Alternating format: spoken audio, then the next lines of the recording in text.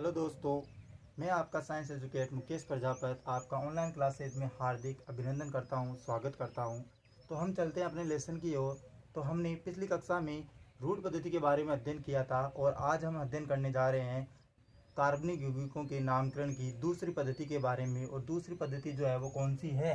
व्युत्पन्न पद्धति। कौन सी पद्धति है दोस्तों? व्युत्पन्न पद्धति। अब दोस्तों देखिए, व्युत्पन्न पद्धति है क्या? तो व्युत्पन्न का मतलब होता है कि कोई पहले से ही ज्ञात हो। व्युत्पन्न का अर्थ क्या होता है? कि पहले से ही ज्ञात हो, उत्पन्न हुआ हो। ठीक है, उसे हम क्या कहते हैं? व्युत्पन्न। तो देखिए, इस पद्धति के अंदर कार्बनिक यौगिकों का जो नामकरण किया जाता है वो उनके सरल यौगिकों का व्युत्पन्न मानकर किया जाता है। किससे किया जाता है?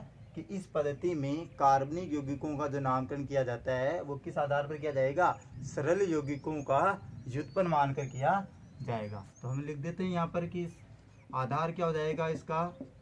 आधार सरल यौगिकों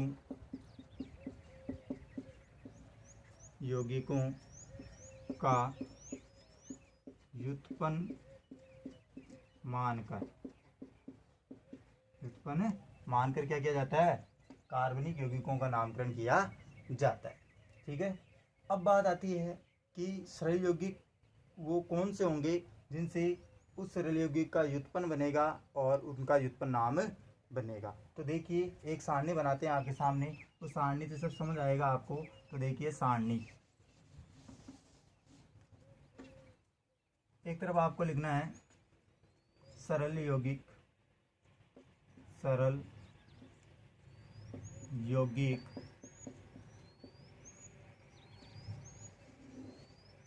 दूसरे कॉलम में आपने लिखना है सरल यौगिक का व्युत्पन्न। सरल यौगिक का व्युत्पन्न। और तीसरे कॉलम में आपको लिखना है व्युत्पन्न का नाम। तो दोस्तों देखिए, हम स्टेप बाय स्टेप चलते हैं और आपको बताने की कोशिश करते हैं कि कौन कौन से वो सरल यौगिक होंगे जिनसे उनके यौगिक का व्युत्पन्न बनेगा, सरल यौगिक का, और व्युत्पन्न नाम बनेगा। तो पहला जो है वो है अपना CH4। दोस्तों ये सूत्र तो आपके बार बार दिमाग में आ रहा है कि हमने ये पहले भी पढ़ा था। तो CH4 जो है उसका सरल यौगिक का व्युत्पन्न कैसे बनेगा? तो देखिए कि एक कार्बन दिया हुआ है। देखिए यहाँ पर कितना कार्बन दिया हुआ है? एक कार्बन दिया हुआ है। हाइड्रोजन कितने दे रखे हैं? 4। तो मैं यहाँ पर लिख देता हूँ, ये हो गया अपना एक कार्बन। ठीक है, हाइड्रोजन कितने दिए हैं? 4 दिए हुए हैं। तो मैंने पहले इनको ये 4 संयुक्ताएं लगा दी। ठीक है ना। तो हम क्या करेंगे कि इधर CH3 लगाएंगे, इधर भी CH3 लगाएंगे और इधर भी CH3 लगाएंगे। ठीक है, अब ये जो संयोजकता है इसको हम यहाँ से हटाकर इसके साथ में एक हाइड्रोजन के रूप में दर्शा देंगे। तो अब देखिए क्या बन रहा है कि ये मैथिल समूह हो गए तीनों। ठीक है ना। तो कितने मैथिल समूह हो गए? 3, 1, 2, 3। ठीक है ना। तो ये 3 जब समूह की संख्या हो, ठीक है ना, एक ही समूह के 3 हो, ठीक है ना, तो 3 हो तो उसको ट्राई बोला जाता है। अगर 1 हो तो मोनो बोला जाता है, 2 हो तो डाई बोला जाता है, 3 हो तो ट्राई, 4 हो तो टेट्रा और 5 हो तो पेंटा, 6 हो तो हेक्सा बोला जाता है, 7 हो तो हेप्टा बोला जाता है, और 8 हो तो ओक्टा, 9 हो तो नोना और 10 हो तो डेका बोला जाता है। ठीक है ना। तो वो उन समूहों को गिनती है कि भाई एक समूह हो तो मोनो कहा जाएगा, अगर 2 होते हैं यहाँ पर तो क्या कहते हैं हम? डाई। यहाँ पर कितने हैं? 3, तो ट्राई। अगर 4 होते तो क्या कहते हैं? टेट्रा। तो हम आगे चलते हैं, इसका फिर व्युत्पन्न नाम क्या हो जाएगा? कि कार्बन तो एक है लेकिन मैथिल समूह कितने हैं? 3। तो हम यहीं से स्टार्ट करेंगे। तो 3 है तो हम क्या लिखेंगे? ट्राई। क्या लिखा हमने? ट्राई। ट्राई कौन है? मैथिल समूह है, तो हम लिखेंगे ट्राई मैथिल। और कार्बन की संख्या कितनी दे रखी है? 1 दे रखी है। तो एक को हमने क्या बोला था? पूर्व लग्न क्या बोला था? मैथ। ठीक है, और सभी के मध्य बंध कौन सा है? एकल बंध है, यानी श्रेणी कौन सी है? एल्केन। और एल्केन श्रेणी में बंध कौन सा होता है? सिंगल बंध। तो क्या बन जाएगा? मेथेन। Try methyl methane. ये बन गया अपना पहला। ठीक है, फिर देखिए दूसरा।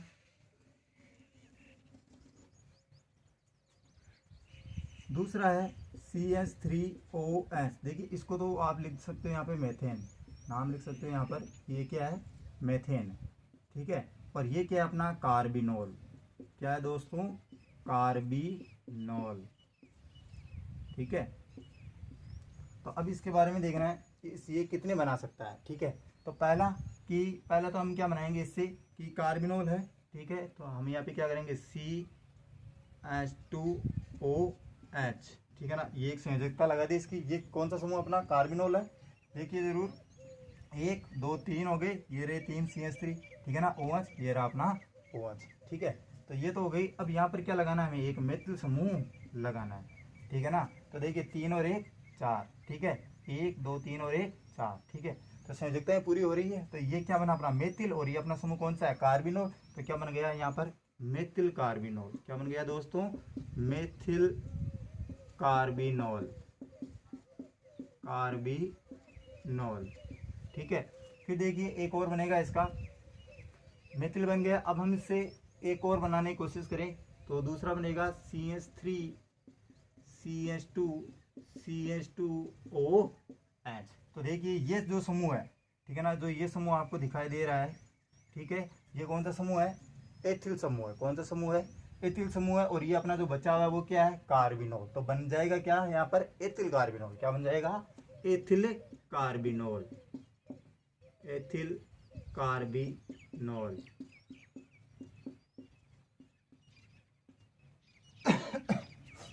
अब देखिए अब तीसरा जो बनेगा, इन्हीं दो से हम बना देंगे कि देखिए ये हमने लिखा कार्बन, और ये इसका क्या हो गया, कार्बिनोल बन जाएगा। यहाँ पे देखिए, यहाँ पे हमने लगाया CH3CH2। ठीक है, इधर हमने लगाया मेथिल समूह। ठीक है ना, इधर हम लगाएंगे CH3CH3। ठीक है, तो अब देखिए ये बनेगा क्या कि ये रहा अपना मेथिल समूह है ये। ठीक है ना, ये कौन सा है, CH3CH2। यहाँ पर भी था, यहाँ पर भी है, तो यानी कि मेथिल, ये हो गया अपना एथिल। ठीक है ना, और ये क्या है, आइसो समूह है। कौन सा समूह है, आइसो समूह है। और आइसो समूह में कितने कार्बन है, 1 2 3। ठीक है ना, तो हम इस पूरे समूह को क्या बोलेंगे, आइसोप्रोपिल। ठीक है, तो वापस देखिएगा, मेथिल एथिल आइसोप्रोपिल। ठीक है ना, और ये समूह कौन सा है, कार्बिनोल। कौन सा है, कार्बिनोल। तो बन गया क्या, मेथिल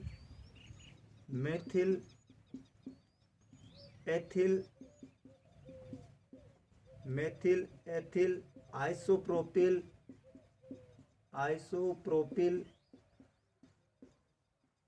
कार्बिनोल।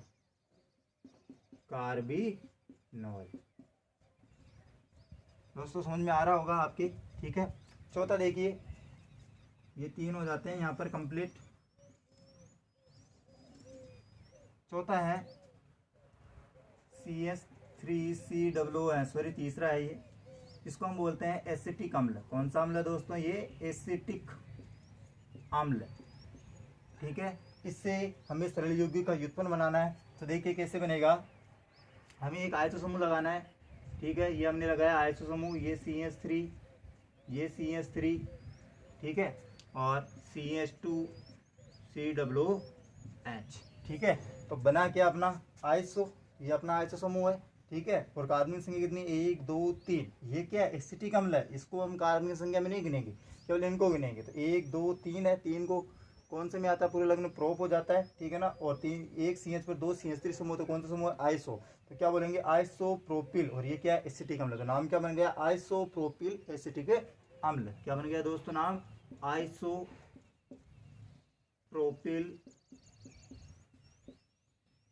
एसिटिक अम्ल। आइसोप्रोपिल एसिटिक अम्ल। अब एक बार आप वापस देख लीजिए शुरू से कि पहले हमने क्या लिया, CH4, जिसका नाम क्या है, मेथेन। सरल यौगिक क्या है, मेथेन। इसका सरल यौगिक का व्युत्पन्न क्या बना, ट्राई मेथिल मेथेन। ट्राई क्यों बना, क्योंकि 3 मेथिल समूह जुड़े हुए हैं एक कार्बन के ऊपर। तो क्या बन गया, ट्राई। और ये मेथिल समूह है तो मेथिल लिख दिया, और एक कार्बन की श्रृंखला क्या बोलते हैं, मेथेन। और बंद कौन सा इनमें, एकल बंद है, इसलिए हमने अंत में क्या लगाया, एन। ठीक है ना, मेथेन। दूसरा है CH3OH, इसको हम बोलते हैं कार्बिनोल। क्या बोलते हैं, कार्बिनोल। और इससे क्या बनाया, पहले हमने बनाया मेथिल कार्बिनोल। कैसे बना कि ये रहा अपना मेथिल समूह, और ये पूरा समूह क्या है, कार्बिनोल। तो एक मेथिल समूह इस कार्बिनोल पे जुड़ा हुआ है, तो क्या बन गया, मेथिल कार्बिनोल। दूसरा है कि हमने क्या बनाया, एथिल कार्बिनोल। तो एथिल कार्बिनोल देखो, CH3CH2, ये अपना समूह जो दिया वो कौन सा है, एथिल समूह है, और ये क्या है, कार्बिनोल। तो पूरा बन गया क्या, एथिल कार्बिनोल। ठीक है, फिर तीसरा मैंने बनाया कि इन्हीं दो से बनाया मैंने कि मेथिल एथिल आइसोप्रोपिल कार्बिनोल। तो ये अपना जो समूह दिया दे रखा है ये कौन सा है, मेथिल समूह है, ठीक है ना। और ये जो दिया हुआ है वो कौन सा है, एथिल समूह है, ठीक है ना। और ये जो है वो कौन सा है समूह, आइसो समूह। तो क्या बन गया, मेथिल एथिल आइसो, ठीक है ना। और 3 कार्बन की श्रृंखला है इसमें, तो क्या हो गया, प्रोपिल, ठीक है ना। तो मेथिल एथिल आइसोप्रोपिल और ये अपना कौन सा समूह, कार्बिनोल। तो क्या बन गया, मेथिल एथिल आइसोप्रोपिल कार्बिनोल। फिर चौथा मैंने आपको बताया कि CH3COOH, CH3COOH, ठीक है। तो इसको हम क्या बोलते हैं, एसिटिक अम्ल बोलते हैं, ठीक है ना। और मैंने क्या बताया यहाँ पर कि आइसोप्रोपिल एसिटिक अम्ल बन रहा है, क्या बन रहा है, आइसोप्रोपिल एसिटिक अम्ल। ये आपको आज समूह नजर आ रहा होगा। और ये 3 कार्बन की श्रृंखला तो प्रोपिल, ठीक है ना। और ये अपना समूह है एसिटिक अम्ल, तो ये बन गया आइसोप्रोपिल एसिटिक अम्ल, ठीक है दोस्तों। फिर आगे देखिए आप एक बार उतार लीजिए, साथ साथ में उतारते रहिएगा। फिर मैं इसको मिटा देता हूँ और फिर हम अगली पद्धति के बारे में बात करेंगे जो हमारे लिए बहुत ही इंपॉर्टेंट है, ठीक है ना। और उस पद्धति का नाम है IUPAC पद्धति। कौन सी पद्धति है दोस्तों, IUPAC पद्धति, ठीक है। उस पद्धति के बारे में हम जानना चाहेंगे। तो अब मैं इसको मिटा देता हूँ, देखिए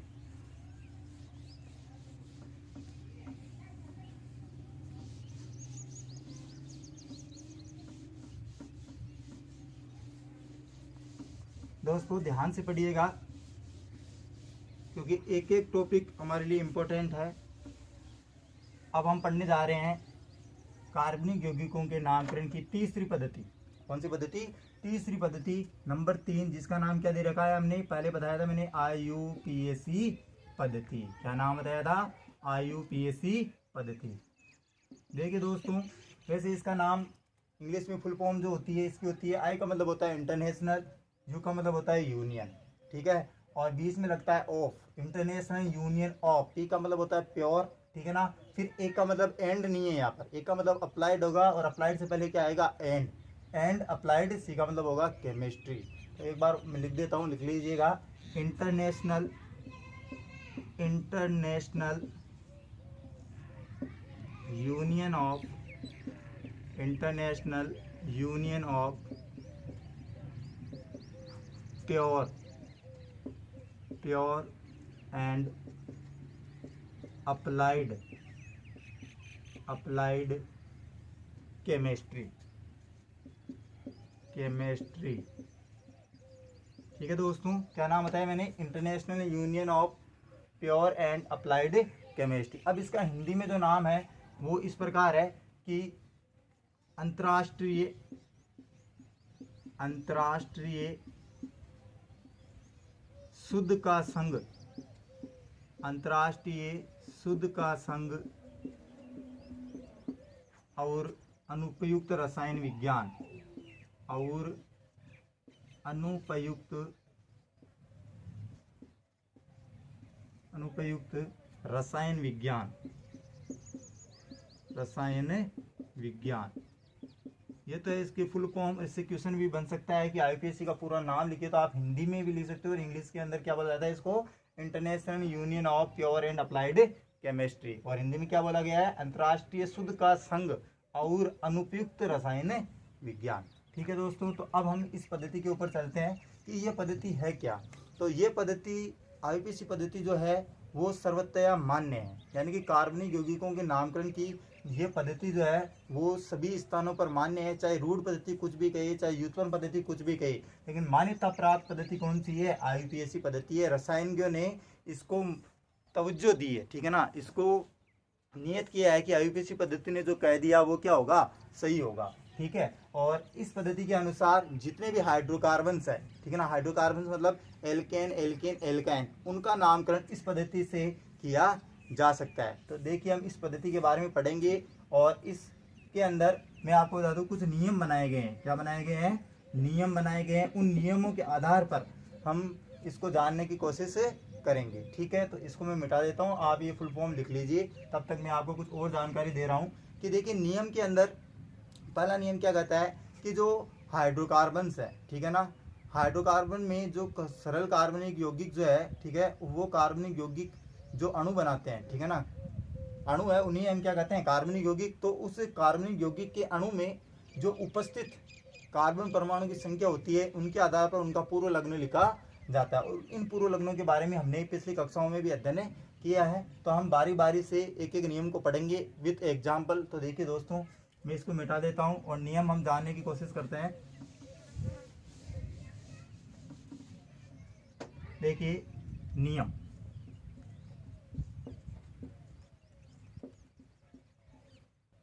नंबर 1, ठीक है, कि कार्बनिक या कह दो कि हाइड्रोकार्बन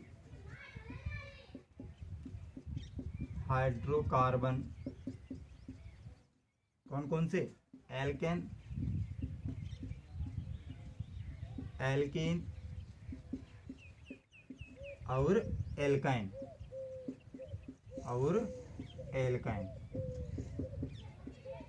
ठीक है ना। ये क्या अपने हाइड्रोकार्बन्स है, ठीक है ना। तो इनके जो कार्बनिक यौगिक होंगे, ठीक है ना, ये तो अपने वो हो गए कि कार्बनिक यौगिक जो होंगे, इनके कार्बनिक यौगिक के अणु में उपस्थित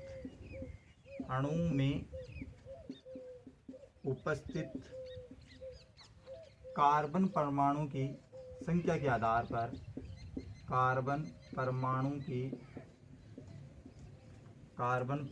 की संख्या के आधार पर पूर्व लग्न लिखा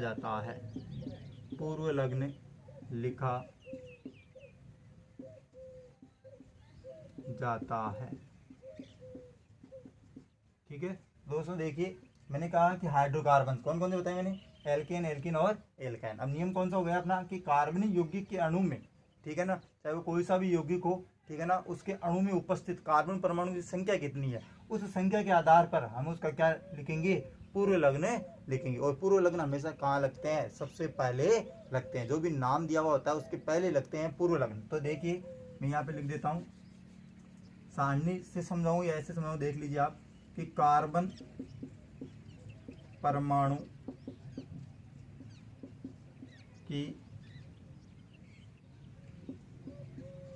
संख्या, ठीक है। और इधर हम क्या लिख देंगे, उसका पूर्व लग्न।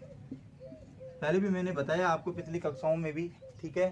तो मैंने बताया था कि अगर कार्बन परमाणु की संख्या 1 हो, कार्बन परमाणु की संख्या क्या हो, 1 हो, ठीक है ना।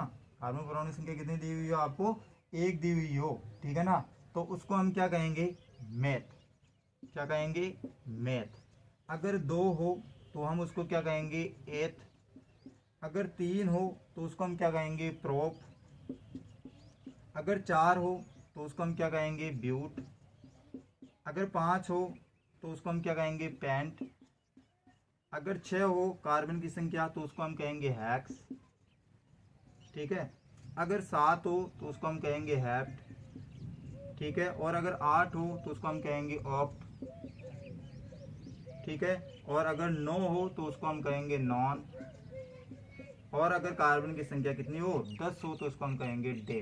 तो दोस्तों ये तो मैंने आपको पहले भी, जब हमारी पहली क्लास लगी थी उसमें मैंने बताया था आपको कि कार्बन की संख्या अगर 1 हो तो पूर्व लग्न क्या होगा, मेथ होगा। अगर कार्बन की श्रृंखला में कार्बन की संख्या कितनी हो, 2 हो तो वो क्या होगा, 3 हो तो क्या होगा, प्रोप। 4 हो तो क्या होगा, ब्यूट। 5 हो तो पेंट। 6 हो तो हेक्स। 7 हो तो हेप्ट। 8 हो तो ऑक्ट। 9 हो तो नॉन। और 10 हो तो डेक लिखा जाएगा। तो ये पहला नियम है अपना कि कार्बनिक यौगिक के अणु में उपस्थित कार्बन परमाणु की संख्या के आधार पर उसका क्या लिखा जाता है, पूर्व लग्न लिखा जाता है। अब मैं आपको यहाँ पर अगर एग्जांपल दूं तो जैसे मैंने यहाँ पर कार्बन परमाणु की श्रृंखला बता दी कि CH3 CH2 CH2 CH3। तो आप इसके अंदर कार्बन परमाणु की श्रृंखला गिनी, केवल कार्बन परमाणु की संख्या गिननी है, ना कि हाइड्रोजन की संख्या गिननी है, ठीक है ना। तो कार्बन कितने, 1 2 3 4, ठीक है। तो अब ये 4 कार्बन परमाणु की श्रृंखला है, तो इसका पूर्व लग्न क्या हो जाएगा, ब्यूट। क्या हो जाएगा दोस्तों, ब्यूट। अगर 5 होते तो कितने हो जाते, पेंट। तो आप ये उतारिए, ठीक है, साथ साथ में उतारिए रहेगा आप। अब मैं आपको दूसरे नियम के बारे में बताने जा रहा हूँ कि जो दूसरा नियम है वो क्या होगा कि कार्बनिक यौगिक के अणु में कार्बन परमाणु के मध्य उपस्थित बंध के आधार पर उसका क्या लिखा जाता है, अनुलग्न लिखा जाता है। वापस सुनिएगा कि कार्बन परमाणु के मध्य बंध के आधार पर उसका क्या लिखा जाएगा, अनुलग्न लिखा जाएगा। ठीक है, तो देखिए दूसरा नियम, इसको मैं मिटा देता हूँ।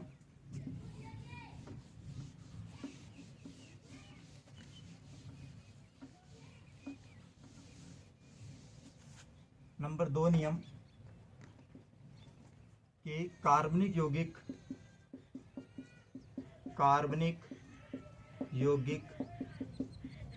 के अणु में उपस्थित बंध के आधार पर, इसके आधार पर दोस्तों, बंध के आधार पर क्या लिखा जाएगा, आधार पर अनुलग्न लिखा जाएगा, अनुलग्न लिखा जाएगा या जाता है, कुछ भी लिख सकते हो। ठीक है, तो अब देखिए कि कार्बन यौगिक के अणु में उपस्थित बंध के आधार पर अनुलग्न कैसे लिखा जाएगा। ठीक है, तो हम लिख सकते हैं यहाँ पर कि कार्बन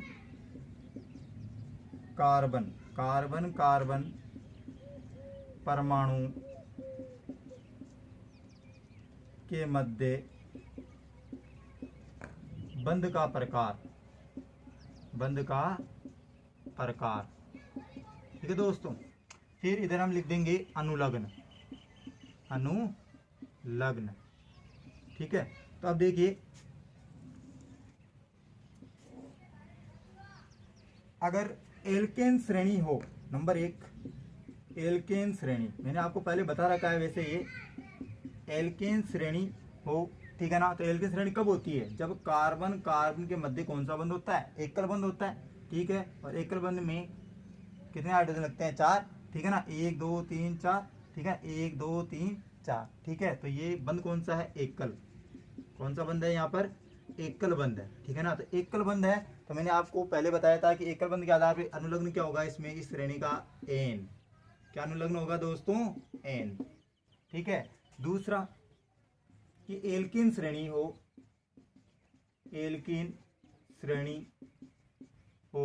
तो कार्बन के मध्य बंध कौन सा होगा, द्विबंध होगा। ठीक है, इस प्रकार तो 2 संयोजकताएं ये रही, 2 ये रही, 4 हो गई, 2 ये रही, 2 ये रही, इस कार्बन की संयोजकताएं 4 हो गई। तो यहाँ पर बंध कौन सा आ रहा है, कार्बन के मध्य द्विबंध आ रहा है। ये सभी तो क्या है, बाहरी जो है संयोजकताएं हैं। ठीक है ना, लेकिन यहाँ पर इसको बंध के रूप में भी जाना जाएगा, और जब कार्बन की संयोजकता गिनी जाएगी तो इन दोनों को संयोजकता के रूप में भी गिना जाएगा। ठीक है, तो यहाँ पर बंध कौन सा हो गया, द्विबंध। कौन सा बंध हो गया दोस्तों, द्विबंध। और द्विबंध में अनुलग्न कौन सा होता है, ईन। कौन सा होता है, ईन। ठीक है, तीसरा और इम्पोर्टेंट, ठीक है, तीसरी श्रेणी जो होती है अपनी कौन सी है, एल्काइन। ठीक है ना, एल्काइन में क्या होगा, C ट्रिपल बॉन्ड C होगा। ठीक है ना, और एक हाइड्रोजन संयोजकता के रूप में इसके जुड़ा हुआ होगा। ठीक है ना, तो 1 और 3 4, 3 और 1 4। ठीक है, तो इस स्थिति में बंध कौन सा बनेगा, त्रिबंध। कौन सा बनेगा, त्रिबंध। कार्बन के मध्य कौन सा बंध आ रहा है, त्रिबंध आ रहा है। तो त्रिबंध का अनुलग्न जो होता है वो होता है आयन। क्या होता है दोस्तों, आयन। तो इसलिए मैंने आपको ये पहले भी बताए थे और अब भी बता रहा हूँ, अगर किसी के समझ में नहीं आया होगा तो देख लीजिएगा कि एल्केन श्रेणी में कार्बन के मध्य बंध कौन सा होता है, एकल बंध होता है, तो अनुलग्न क्या होता है, एन। एल्कीन श्रेणी में कार्बन परमाणु के मध्य बंध कौन सा होता है, द्विबंध होता है, तो अनुलग्न कौन सा होता है, ईन। अगर एल्काइन श्रेणी हो तो कार्बन परमाणु के मध्य बंध कौन सा होगा, त्रिबंध होगा, तो अनुलग्न क्या होगा, आयन। अब मैं आपको इसका 2 नियम बता दिए मैंने, और तीसरा नियम जो है उससे जोड़कर हम क्या कर देंगे, उस हाइड्रोकार्बन का पूरा नाम लिख देंगे। तो देखिए तीसरा नियम, इसको मैं मिटा देता हूँ, आप साथ साथ में लिखते रहिएगा।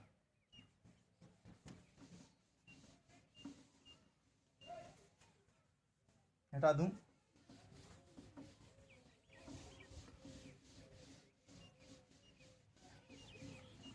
देखिए दोस्तों तीसरा नियम, नियम नंबर 3।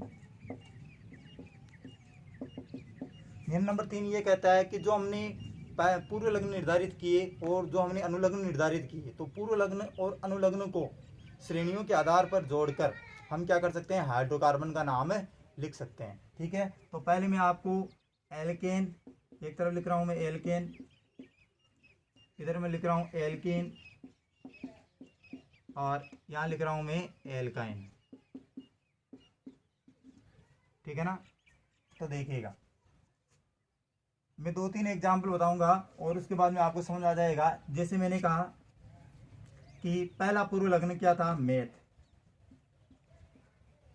यहाँ देखिए पहला पूर्व लग्न क्या था, मेथ, दूसरा क्या था, एथ, तीसरा क्या था, प्रोप, चौथा क्या था, ब्यूट, और पांचवा कौन सा था, पेंट। 5 कार्बन के आधार पे मैं आपको बता देता हूँ, आगे के आप बना सकते हो। ठीक है, अब मैंने कहा कि पूर्व लग्न तीनों श्रेणियों के लिए सेम है।